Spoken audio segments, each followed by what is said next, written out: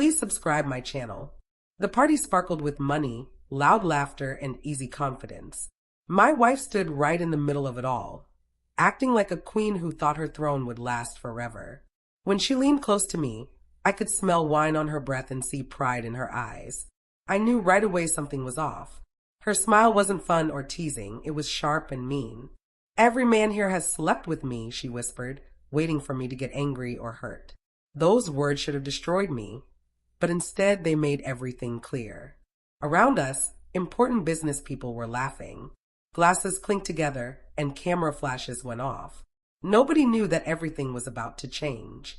I looked straight at her, calm and almost smiling.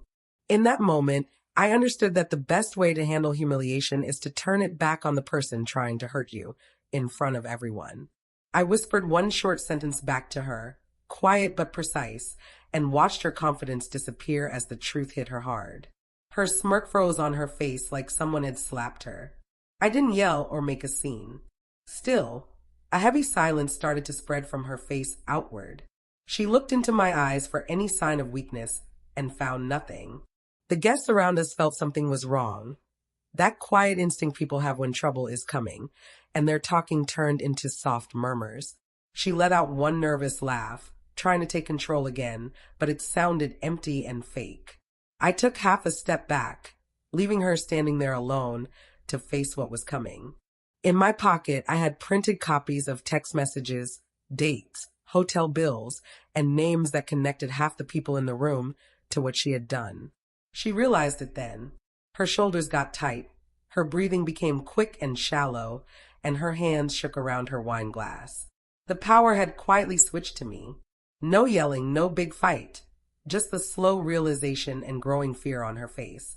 I spoke clearly, loud enough for the people closest to us to hear, but never raising my voice. I thanked the host, said the party was wonderful, and then called my wife by her full name. That got everyone's attention. I explained politely that our prenup had rules about cheating for good reasons, especially when so many witnesses were there. I mentioned I had proof without showing it, letting everyone imagine the details themselves. Faces turned toward us now.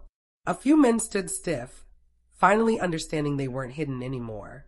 My wife tried to cut in, but no words came out of her mouth. The whole room was listening, and the silence made me the one in charge. I ended by saying I would file for divorce first thing Monday morning, with no room for talking or deals. Nothing loud happened after that, just the heavy feeling in the air. People lowered their drinks. The music seemed to fade. My wife stood there completely exposed, her story stripped away, and everyone finally saw the truth except her. She stepped backward, bumped into a table, and someone behind her gasped. The pretend happiness of the party broke for good. Friends looked away from her. Men who had smiled at her before now stared at the floor. I watched without feeling happy about it, just a sense of finishing something. This wasn't revenge. It was fixing what was wrong. She tried to speak again, mouth opening and hands raising, but she had no words left. For years, she had controlled the stories, the feelings, and the results. Tonight, the truth wouldn't let her change it. I nodded once, politely, then turned and walked away. That calm goodbye hurt her more than anger would have. People moved aside as I passed, and whispers followed me. I didn't look back.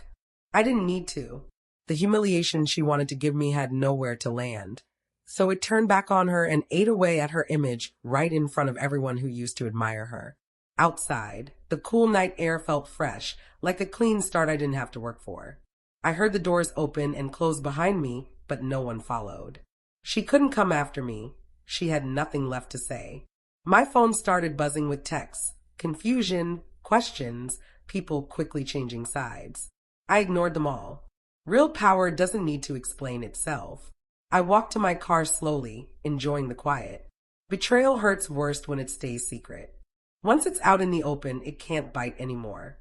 Tomorrow would mean lawyers, paperwork, splitting things up, and starting over. Tonight only needed me to leave. I sat in the driver's seat, hands steady, breathing normal. For the first time in years, my mind was completely my own. Whatever love we once had was now over, cleanly, publicly, and forever, with no space left for lies or games. In the weeks after, stories went around, but none of them helped her. Staying silent became her punishment. She called, texted, and emailed apologies that sounded more like excuses, but I never answered. Courts care about facts, not tears, and all the facts were on my side. Friends later admitted they had suspected something, but they never thought the consequences would come so calmly. That scared them more than if I had exploded in anger. I'd built new routines, mornings without doubt, evenings without worry. Trust came back slowly, not in other people, but in myself. The humiliation she planned for me ended up changing my life for the better. She lost her reputation, her influence, and her voice in one single night. I only lost my illusions. That was the better deal. Sometimes justice isn't loud or mean. Sometimes it's quiet, impossible to argue with, and seen by everyone who expected you to fall apart. But you stay strong and walk away whole. Months later, I saw her across a coffee shop. She was alone, eyes empty, sitting smaller than before. She spotted me and froze, a tiny spark of hope showing for a second before it died. I didn't go over. I didn't wave. I didn't even look at her again. That complete ignoring said more than any words could. The man who once begged for truth was gone. I finished my coffee, paid, and stood up to leave. She watched, waiting for something, anger, pity, forgiveness, but got nothing. Silence won again. As I walked out, the bell over the door rang softly, ordinary and uncaring.